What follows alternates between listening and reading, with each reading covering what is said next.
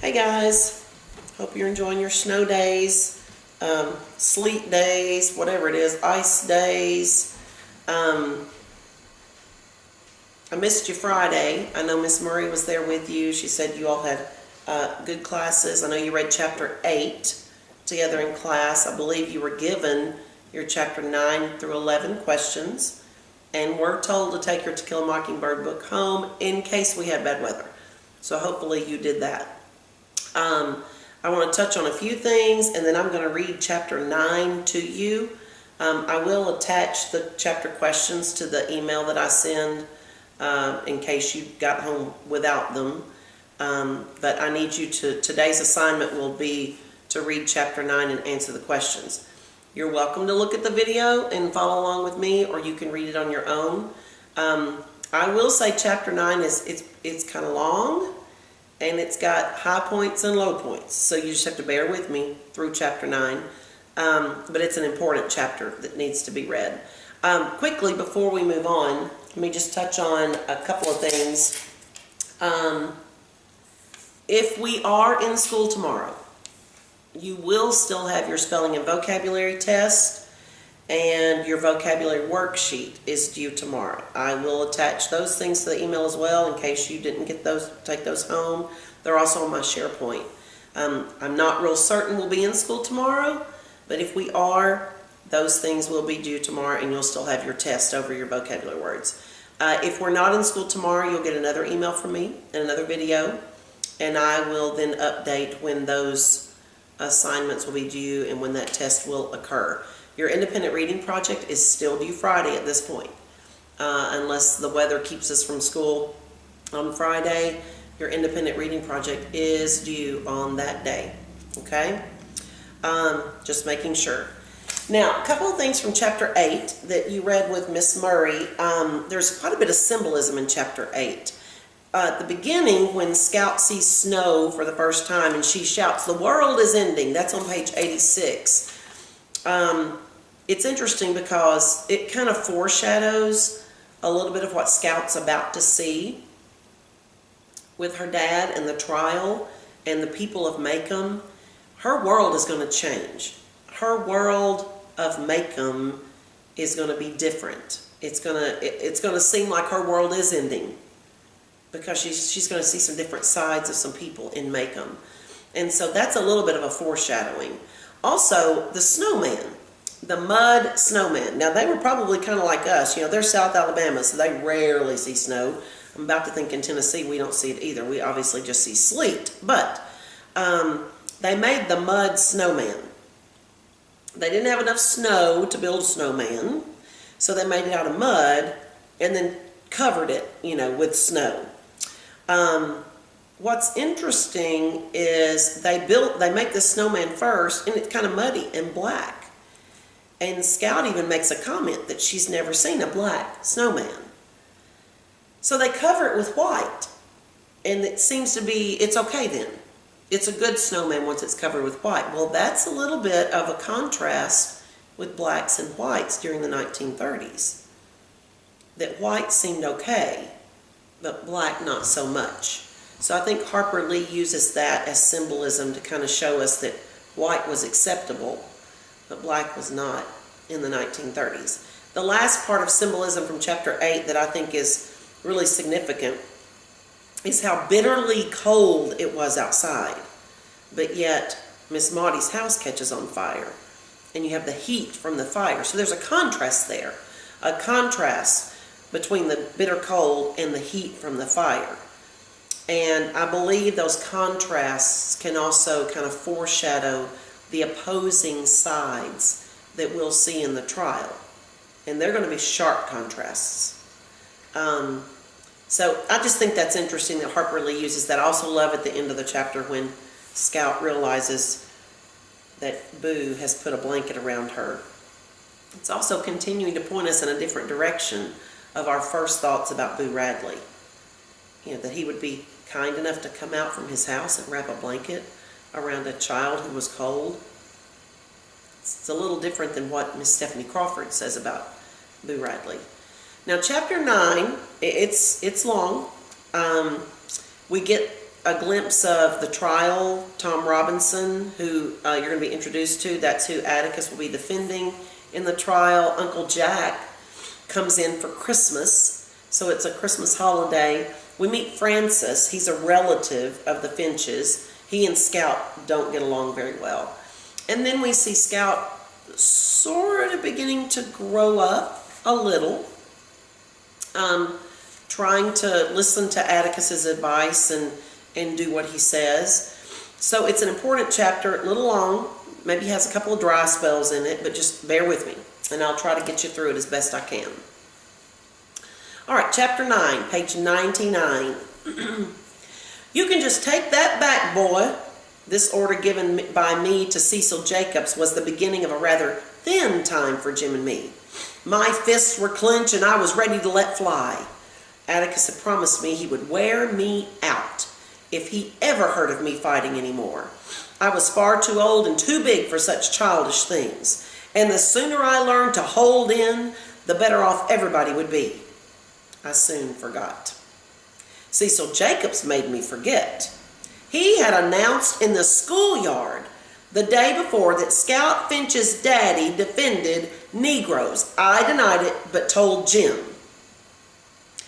Well, what did he mean saying that? I asked. Nothing, Jim said. Ask Atticus. He'll tell you. Do you defend Negroes, Atticus? I asked him that evening. Of course I do. And don't say that word, Scout. Now, you know Scout's saying a different word than what I'm saying, because I'm not going to say that word. That's common. Well, it's what everybody at school says. Well, from now on, it'll be everybody less one. Well, if you don't want me to grow up talking that way, why do you send me to school? My father looked at me mildly amusement in his eyes. Despite our compromise, my campaign to avoid school had continued in one form or another since my first day's dose of it. The beginning of last September had brought on sinking spells, dizziness, and mild gastric complaints.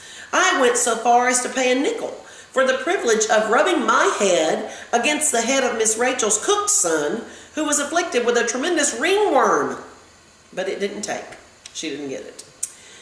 But I was worrying another bone. Well, do all lawyers defend Negroes, Atticus?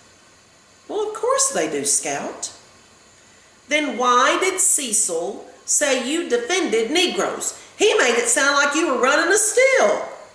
Well, running a still would be like making moonshine. It'd be illegal. Atticus sighed. I'm simply defending a Negro. His name's Tom Robinson. He lives in that little settlement beyond the town dump. He's a member of Calpurnia's church, and Cal knows his family well. She says they're clean living folks. Scout, you aren't old enough to understand some things yet, but there's been some high talk around town to the effect that I shouldn't do much about defending this man. It's a peculiar case. It won't come to trial until summer session. Judge John Taylor was kind enough to give us a postponement.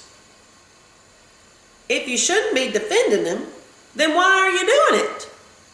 For a number of reasons, said Atticus. The main one is if I didn't, I couldn't hold up my head in town. I couldn't represent this county in the legislature. I couldn't even tell you or Jim not to do something again. You mean if you didn't defend that man, Jim and me wouldn't have to mind you anymore? That's about right. Well, why? Because I could never ask you to mind me again, Scout, simply by the nature of the work. Every lawyer gets at least one case in his lifetime that affects him personally. This one's mine, I guess. You might hear some ugly talk about it at school, but do one thing for me, if you will. You just hold your head high and keep those fists down. No matter what anybody says to you, don't you let them get your goat. So don't let them aggravate you. Try fighting with your head for a change. It's a good one, even if it does resist learning. Well, Atticus, Are we going to win it? No, honey. Then why? Well, simply because we were licked 100 years before we started is no reason for us not to try to win, Atticus said. Well, you sound like Cousin Ike Finch, I said. Cousin Ike Finch was Macomb County's sole surviving Confederate veteran. He wore a General Hood-type beard, of which he was ornately vain. At least once a year, Atticus, Jim, and I called on him, and I would have to kiss him. It was horrible. Jim and I would listen respectfully to Atticus, and Cousin Ike rehashed the war. I'll tell you, Atticus, Cousin Ike would say, the Missouri Compromise was what licked us. But if I had to go through it again, I'd walk every step of the way there and every step back, just like I did before, and furthermore, we'd whip them this time. Now, in 1864, when Stonewall Jackson came around by, I beg your pardon, young folks, old Blue Light was in heaven then, God rest his saintly brow. Come here, Scout, said Atticus. I crawled into his lap and tucked my head under his chin. He put his arms around me and rocked me gently. It's different this time, he said. This time we aren't fighting the Yankees. We're fighting our friends. But remember this, no matter how bitter things get, they're still our friends. And this is still our home. Now with this in mind, I faced Cecil Jacobs in the schoolyard the next day. You gonna take that back, boy? You gotta make me first, he yelled. My folks said your daddy was a disgrace and that Negro ought to hang from the water tank. I drew a bead on him, remembered what Atticus had said, and then dropped my fists and walked away. Scout's a coward, ringing in my ears. It was the first time I ever walked away from a fight. Somehow, if I fought Cecil, I would let Atticus down. Atticus so rarely asked Jim and me to do something for him, I could take being called a coward for him. I felt extremely noble for having remembered, and remained noble for 3 weeks. Then Christmas came, and disaster struck. Jim and I viewed Christmas with mixed feelings. The good side was the tree and Uncle Jack Finch. Every Christmas Eve day we met Uncle Jack at Macomb Junction, and he would spend a week with us. A flip of the coin revealed the uncompromising lineaments of Aunt Alexandra and Frances. So she's saying, we love the tree and Uncle Jack. But if you flip the coin, we don't really like Aunt Alexandra and Frances. I suppose I should include Uncle Jimmy, Aunt Alexandra's husband. Now we get to know his name. He's the taciturn man, Uncle Jimmy. But as he never spoke a word to me in my life except to say, get off the fence once, I never saw any reason to take notice of him. Neither did Aunt Alexandra. Long ago, in a burst of friendliness, Auntie and Uncle Jimmy produced a son named Henry, who left home as soon as was humanly possible, married, and produced Francis. So Francis would be Aunt Alexandra's grandson. Henry and his wife deposited Francis at his grandparents' every Christmas, then pursued their own pleasures. No amount of sighing could induce Atticus to let us spend Christmas Day at home. We went to Finch's Landing every Christmas in my memory. The fact that Auntie was a good cook was some compensation for being forced to spend a religious holiday with Francis Hancock. He was a year older than I, and I avoided him on principle. He enjoyed everything I disapproved of and disliked my ingenious diversions. Aunt Alexandra was Atticus's sister, but when Jim told me about changelings and siblings, I decided that she had been swapped at birth, that my grandparents had perhaps received a Crawford instead of a Finch. Had I ever harbored the mystical notions about mountains that seemed to obsess lawyers and judges, Aunt Alexandra would have been analogous to Mount Everest throughout my early life She was cold and there. Analogous, guys, the root word's analogy would be similar to, in the same way. So she's comparing Aunt Alexandra to Mount Everest. Said she was cold and she was there. When Uncle Jack jumped down from the train Christmas Eve day, we had to wait for the porter to hand him 2 long packages. Jim and I always thought it funny when Uncle Jack pecked Atticus on the cheek. They were the only 2 men we ever saw kiss each other. Uncle Jack shook hands with Jim and swung me high, but not high enough. Uncle Jack was a head shorter than Atticus, the baby of the family. He was younger than Aunt Alexandra. He and Auntie looked alike, but Uncle Jack made better use of his face. We were never wary of his sharp nose and chin. He was one of the few men of science who never terrified me, probably because he never behaved like a doctor. Whenever he performed a minor service for Jim and me, as removing a splinter from a foot, he would tell us exactly what he was going to do, give us an estimation of how much it would hurt, and explain the use of any tongs he employed. One Christmas, I lurked in corners nursing a twisted splinter in my foot, permitting no one to come near me. When Uncle Jack caught me, he kept me laughing about a preacher who hated going to church so much that every day he stood at his gate in his dressing gown, smoking a hookah and delivering 5-minute sermons to any passers-by who desired spiritual comfort. I interrupted to make Uncle Jack let me know when he would pull it out, but he held up a bloody splinter and a pair of tweezers and said he yanked it while I was laughing.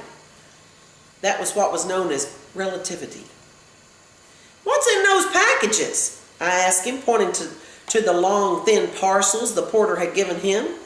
"None of your business," he said. Jim said, "Well, how's Rose Almer?" Rose Almer was Uncle Jack's cat. She was a beautiful yellow female Uncle Jack said was one of the few women he could stand permanently. He reached into his coat pocket and brought out some snapshots. We admired them. "Oh, she's getting fat," I said. "I should think so. She eats all the leftover fingers and ears from the hospital." Oh, that's a blank story. Now, Scout kind of goes on a little cussing spell in this chapter. Now, you know I'm not going to read those out loud. So when I say blank, you can read it in your book, but you're going to find out some things about this in a minute. "I beg your pardon?" Atticus said. "Don't pay any attention to her, Jack. She's trying you out. Cal says she's been cussing fluently for a week now." Uncle Jack raised his eyebrows and said nothing. I was proceeding on the dim theory, aside from the innate attractiveness of such words, that if Atticus discovered that I had picked them up at school, that he wouldn't make me go. But at supper that evening, when I asked him to pass the blank ham, please, Uncle Jack pointed at me. "See me afterwards, young lady," he said. When supper was over, Uncle Jack went to the living room and sat down. He slapped his thighs for me to come sit on his lap. I liked to smell him. He was like a bottle of alcohol and something pleasantly sweet.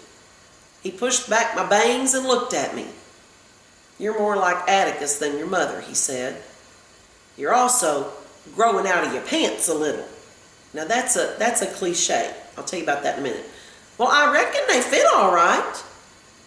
"You like words like blank and blank now, don't you?" I said, "I reckon so." "Well, I don't," said Uncle Jack. "Not unless there's extreme provocation connected with them. I'll be here a week, and I don't want to hear any words like that while I'm here. Scout, you'll get in trouble if you go around saying things like that. You want to grow up to be a lady, don't you?" I said, "Not particularly." "Well, of course you do. Now let's get to the tree." Now when he said you're growing out of your pants a little, he's not actually talking about her literal pants. She's getting bigger. He's saying you're trying to act like you're bigger than you are. Trying to act out. He's saying stop. It's not pretty. It's not attractive. Doesn't make you look like a lady. Now Scout says she doesn't really want to be a lady, but he tells her to stop. We decorated the tree until bedtime, and that night I dreamed of the 2 long packages for Jim and me. Next morning, Jim and I dived for them. They were from Atticus, who had written Uncle Jack to get them for us, and they were what we had asked for. "Don't point them in the house," said Atticus, when Jim aimed at a picture on the wall. "You'll have to teach them to shoot," said Uncle Jack. "That's your job," said Atticus. I merely bowed to the inevitable. It took Atticus's courtroom voice to drag us away from the tree. He declined to let us take our air rifles to the landing.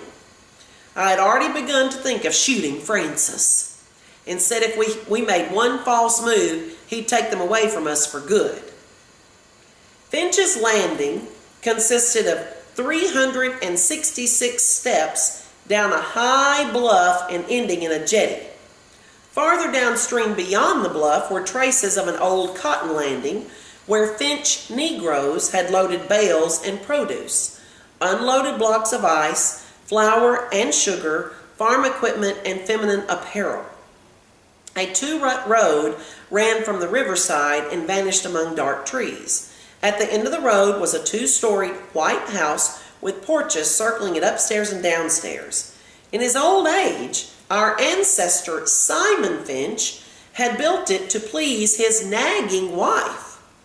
But with the porches, all resemblance to ordinary houses of its era ended. The internal arrangements of the Finch house were indicative of Simon's guilelessness and the absolute trust with which he regarded his offspring. So that the way the house was built had something to do with how much he trusted his kids. There were 6 bedrooms upstairs, 4 for the 8 female children, 1 for Welcome Finch, that was his name, the sole son, and 1 for visiting relatives. Simple enough, but the daughters' rooms could be reached only by 1 staircase. Welcome's room and the guest room only by another. The daughters' staircase was in the ground floor bedroom of their parents. So Simon always knew the hours of his daughters' nocturnal, meaning nighttime, comings and goings. Now that's interesting, isn't it? How many of you would like the staircase going up to your bedroom to be in your parents' bedroom?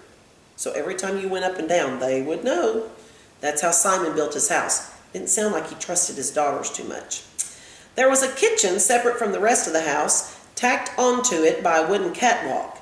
In the backyard was a rusty bell on a pole, used to summon field hands or as a distress signal. A widow's walk was on the roof, but no widows walked there.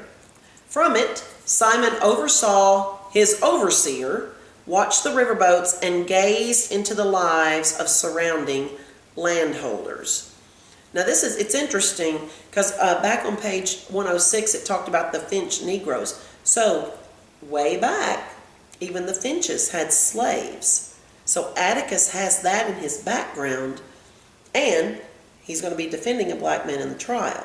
So it's just interesting. He may not have ever had slaves, but his family did at one time. So I just think that's an interesting fact. Page 107, first paragraph. There went with the house the usual legend about the Yankees. One Finch female, recently engaged, donned her complete trousseau to save it from raiders in the neighborhood. She became stuck in the door to the daughter's staircase, but was doused with water and finally pushed through. So she had on this big dress and couldn't get through the doorway. So they doused her with water and pushed her through. When we arrived at the landing, Aunt Alexandra kissed Uncle Jack, Francis kissed Uncle Jack, Uncle Jimmy shook hands silently with Uncle Jack, Jim and I gave our presents to Francis, who gave us a present. Jim felt his age and gravitated to the adults, leaving me to entertain our cousin. Francis was 8 and slicked back his hair. "What'd you get for Christmas?" I asked politely. "Just what I asked for," he said.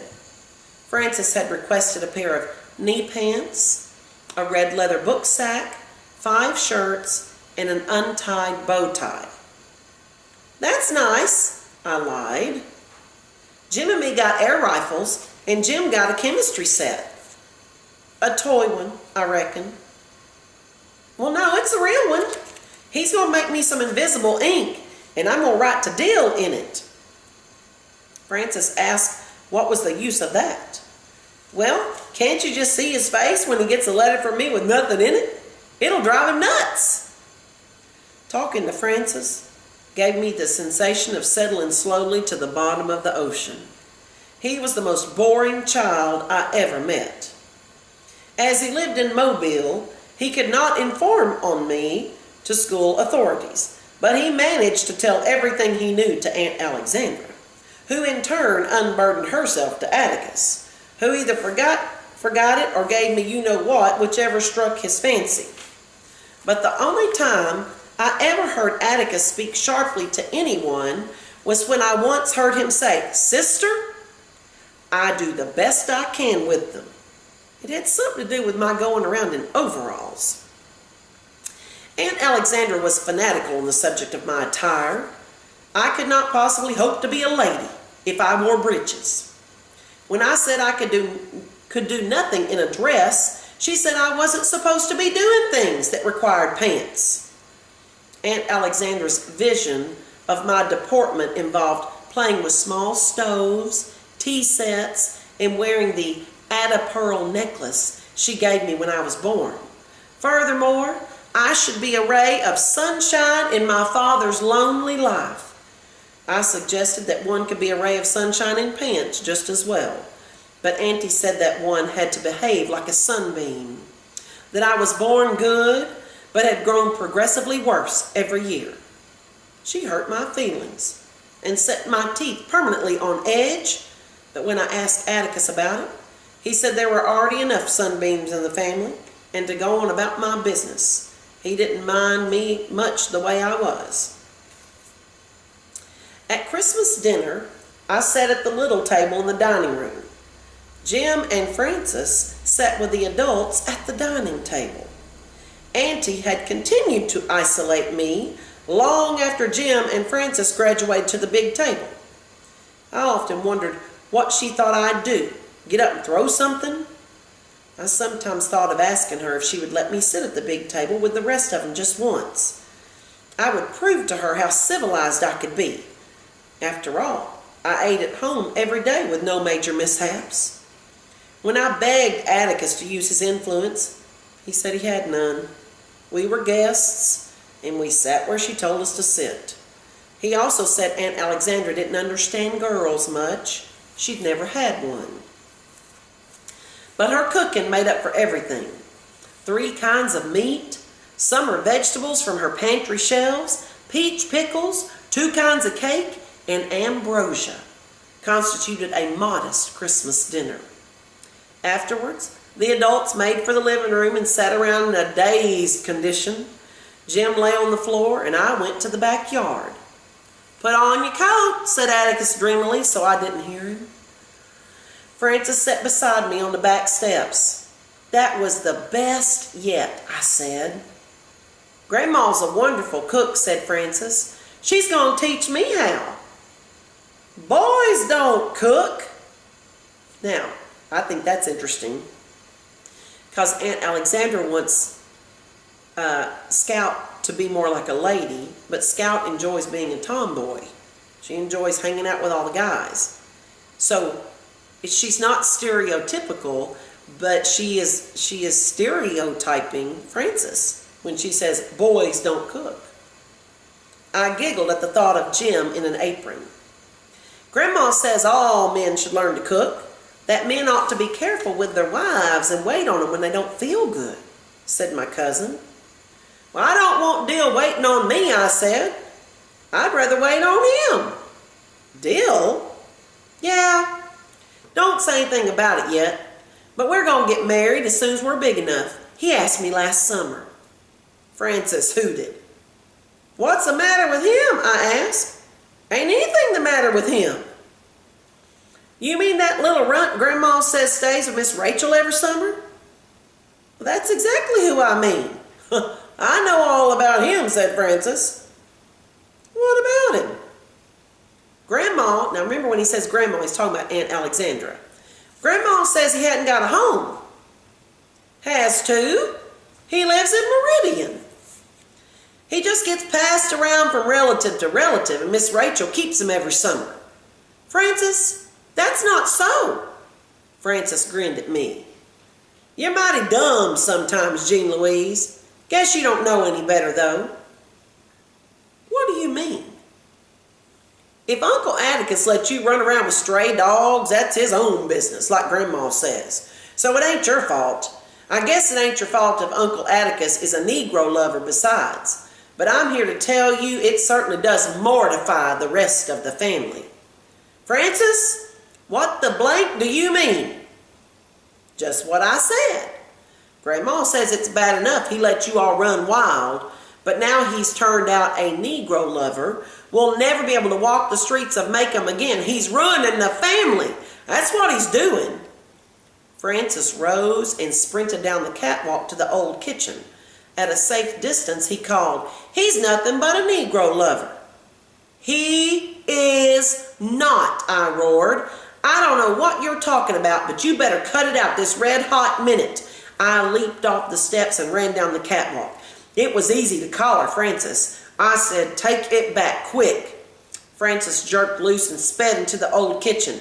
Negro lover, he yelled. When stalking one's prey, it is best to take one's time. Now, I'm going to give you a hint. You may want to write this in your book or underline that. That foreshadows something that will happen in the book. That one line. When stalking one's prey, it is best to take one's time. Say nothing, and as sure as eggs, he will become curious and emerge. Francis appeared at the kitchen door. You still mad, Jean Louise? He asked tentatively. Nothing to speak of, I said. Francis came out on the catwalk. You gonna take it back, Francis? But I was too quick on the draw. Francis shot back into the kitchen, so I retired to the steps. I could wait patiently. I had sat there perhaps 5 minutes when I heard Aunt Alexandra speak. Where's Francis? He's out yonder in the kitchen. He knows he's not supposed to play in there. Francis came to the door and yelled, Grandma, she's got me in here and she won't let me out. What is all this, Jean Louise? I looked up at Aunt Alexandra. I haven't got him in there, Auntie. I ain't holding him. Yes, she is, shouted Francis. She won't let me out. Have you all been fussing? Jean Louise got mad at me, Grandma, called Francis. Francis, come out of there. Jean Louise, if I hear another word out of you, I'll tell your father. Did I hear you say blank a while ago? No. Well, I thought I did. I better not hear it again. Aunt Alexandra was a back porch listener. The moment she was out of sight, Francis came out head up and grinning. Don't you fool with me, he said. He jumped into the yard and kept his distance, kicking tufts of grass, turning around occasionally to smile at me. Jim appeared on the porch, looked at us, and went away. Francis climbed the mimosa tree, came down, put his hands in his pockets, and strolled around the yard. Ha! He said. I asked him who he thought he was. Uncle Jack? Francis said he'd reckoned I got told for me to just sit there and leave him alone. I ain't bothering you, I said. Francis looked at me carefully, concluded that I'd been sufficiently subdued, and crooned softly. Negro lover. This time I split my knuckle to the bone on his front teeth. My left impaired, I sailed him with my right. But not for long. Uncle Jack pinned my arms to my sides and said, Stand still. Aunt Alexandra ministered to Francis, wiping his tears away with her handkerchief, rubbing his hair and patting his cheek. Atticus, Jim, and Uncle Jimmy had come to the back porch when Francis started yelling. Who started this? Said Uncle Jack. Francis and I pointed at each other. Grandma, he bawled, she called me a blank and jumped on me. Is that true, Scout? Said Uncle Jack. I reckon so. When Uncle Jack looked down at me, his features were like Aunt Alexandra's. You know I told you you'd get in trouble if you used words like that. I told you, didn't I? Yes, sir, but, well, you're in trouble now. Stay there. I was debating whether to stand there or run, and tarried in indecision a moment too long. I turned to flee, but Uncle Jack was quicker. I found myself suddenly looking at a tiny ant struggling with a breadcrumb in the grass. So if she's staring at the grass, he's probably got her bent over his lap. I'll never speak to you again as long as I live. I hate you and despise you and hope you die tomorrow. A statement that seemed to encourage Uncle Jack more than anything. I ran to Atticus for comfort, so I think Uncle Jack just spanked her good. I ran to Atticus for comfort. He said I had it coming and it was high time we went home. I climbed into the back seat of the car without saying goodbye to anyone. And at home I ran to my room and slammed the door. Jim tried to say something nice, but I wouldn't let him. When I surveyed the damage, there were only 7 or 8 red marks. And I was reflecting about relativity when someone knocked on the door. I asked who it was. Uncle Jack answered. Go away! Uncle Jack said if I talked like that, he'd lick me again. So I was quiet. When he entered the room, I retreated to a corner and turned my back on him. Scout, he said, do you still hate me? Go on, please, sir. Why, I didn't think you'd hold it against me, he said. I'm disappointed in you. You had that coming and you know it. Didn't either. Honey, you can't go around calling people, you ain't fair, I said, you ain't fair. Uncle Jack's eyebrows went up. Not fair? How not? Well, you're real nice, Uncle Jack, and I reckon I love you, even after what you did, but you don't understand children much. Uncle Jack put his hands on his hips and looked down at me. And why do I not understand children, Miss Jean Louise? Such conduct as yours required little understanding. It was obstreperous, disorderly, and abusive. You gonna give me a chance to tell you? I don't mean to sass you, I'm just trying to tell you. Now this is foreshadowing the trial a little bit, where people tell both sides of a story to get to tell their side. Uncle Jack sat down on the bed. His eyes came together and he peered up at me from under them. Proceed, he said. I took a deep breath. Well, in the first place, you never stopped to give me a chance to tell you my side of it. You just lit right into me. When Jim and I fuss, Atticus doesn't ever just listen to Jim's side of it. He hears mine too. And in the second place, you told me never to use words like that except in extreme provocation. And Francis provocated me enough to knock his block off. Uncle Jack scratched his head. Well, what was your side of it, Scout? Francis called Atticus something, and I wasn't about to take it off of him. Well, what did Francis call him? A Negro lover? I ain't very sure what it means, but the way Francis said it, I'll tell you one thing right now, Uncle Jack. I swear before God if I sit there and let him say something about Atticus. He called Atticus that? Yes, sir, he did, and a lot more. Said Atticus would be the ruination of the family. And he let Jim and me run wild. From the look on Uncle Jack's face, I thought I was in for it again. When he said, we'll see about this. I knew Francis was in for it. I got a good mind to go out there tonight. Please, sir, just let it go, please. I've no intention of letting it go, he said. Alexandra should know about this. The idea, wait till I get my hands on that boy. Uncle Jack, please promise me something, please, sir. Promise you won't tell Atticus about this. He asked me one time not to let anything I heard about him make me mad. And I'd rather him think we were fighting about something else instead. Please promise. But I don't like Francis getting away with something like that. He didn't. You reckon you could tie up my hand? It's still bleeding some. Of course I will, baby. I know of no hand I would be more delighted to tie up. Will you come this way? Uncle Jack gallantly bowed me to the bathroom while he cleaned and bandaged my knuckles. He entertained me with a tale about a funny nearsighted old gentleman who had a cat named Hodge and who counted all the cracks in the sidewalk when he went to town. There now, he said, you'll have a very unladylike scar on your wedding ring finger. Thank you, sir, Uncle Jack. Thank you, sir. Uncle Jack? Ma'am? What's a, and this was something that Francis called her, and she doesn't know what it is. Uncle Jack plunged into another long tale about an old prime minister who sat in the House of Commons, that's the lower branch of the British legislature, and blew feathers in the air and tried to keep them there when all about him men were losing their heads. I guess he was trying to answer my question, but he made no sense whatsoever. Later, when I was supposed to be in bed, I went down the hall for a drink of water and heard Atticus and Uncle Jack in the living room. I shall never marry, Atticus. Well, why? I might have children, Atticus said. You've a lot to learn, Jack. I know. Your daughter gave me my first lesson this afternoon. She said I didn't understand children much and told me why. She's quite right, Atticus.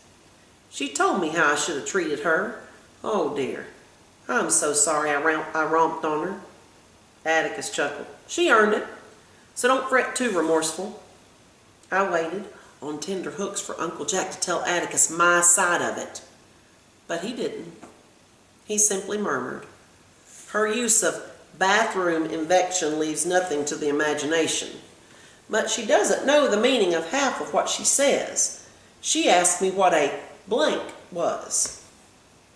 Well, did you tell her? No. I told her about Lord Melbourne. Now, Lord Melbourne was Queen Victoria's prime minister. He's kind of a ladies' man. Jack, when a child asks you something, answer him for goodness sake. But don't make a production of it. Children are children, but they can spot an evasion quicker than adults, and evasion simply muddles them. No, my father mused, you had the right answer this afternoon, but the wrong reasons. Bad language is a stage children go through, and it dies with time when they've learned they're not attracting attention with it. Hot-headedness isn't. Scout's got to learn to keep her head, and learn soon with what's in store for her these next few months. She's coming along, though. Jim's getting older, and she follows his example a good bit now. All she needs is assistance sometimes. Atticus, you've never laid a hand on her. I admit that. So far, I've been able to get by with threats. Jack, she minds me as well as she can. Doesn't come up to scratch half the time, but she tries. That's not the answer, said Uncle Jack. No, the answer is she knows, I know she tries. That's what makes the difference. What bothers me is that she and Jim will have to absorb some ugly things pretty soon. And he's talking about the trial. I'm not worried about Jim keeping his head. But Scout just soon jump on someone as look at him if her pride's at stake. I waited for Uncle Jack to break his promise. Remember, Scout's listening to all this. He still didn't. Atticus, how bad is this going to be? You haven't had too much chance to discuss it. It couldn't be worse, Jack. The only thing we've got is a black man's word against the Yules. The evidence boils down to you did or I didn't. The jury couldn't possibly be expected to take Tom Robinson's word against the Yules. Are you acquainted with the Yules? Now the Yules, even though they're pretty low down, they're white people. So basically what he's saying is no jury's going to take a black man's word over a white man's word, even if the black man's right. That's how life was in the 1930s. Wasn't right. Uncle Jack said yes, he remembered him. He described him to Atticus, but Atticus said, you're a generation off. The present ones are the same, though. Well, what are you going to do then? Before I'm through, I intend to jar the jury a bit. I think we'll have a reasonable chance on appeal, though. I really can't tell at this stage, Jack. You know, I'd hoped to get through life without a case of this kind, but Judge John Taylor pointed at me and said, you're it. Let this cup pass from you, eh? Now that's a biblical allusion. Luke 22:42 is out of the Bible. And was talking about letting a cup pass. Cup in the Greek means fate. So it's let this fate pass from you. Right. But do you think I could face my children otherwise? You know what's going to happen as well as I do, Jack. And I hope and pray I can get Jim and Scout through it without bitterness. And most of all, without catching Makeham's usual disease. Listen to this. Why reasonable people go stark raving mad when anything involving a Negro comes up is something I don't pretend to understand. I just hope that Jim and Scout come to me for their answers instead of listening to the town. I hope they trust me enough. So basically he's saying Makeham's full of racism. And he doesn't get it. He doesn't get it why everybody goes stark raving mad anytime a Negro comes up. I hope they trust me enough. And then listen to what Atticus does. Jean Louise, my Scout jumped. I stuck my head around the corner. Sir, go to bed. He knew she was there all along. I scurried to my room and went to bed. Uncle Jack was a prince of a fellow not to let me down. But I never figured out how Atticus knew I was listening. And it was not until many years later that I realized he wanted me to hear every word he said. So he was talking to Jack about the trial and what Jim and Scout were going to have to deal with. All the time Atticus knew Scout was listening. So all that information he was giving Jack about how he hoped Jim and Scout would come to him because he knew the trial was going to be a big deal. He knew she was listening. He wanted her to hear it. All right, that's the end of chapter 9. Answer your questions, study your spelling and vocab, work on your independent reading project, and if we're out of school tomorrow, I'll send you another video of chapter 10. Have a great day in the sleet, snow, sledding, whatever. Check on your elderly neighbors, take them some cookies, do something good for somebody. Miss you guys. Bye.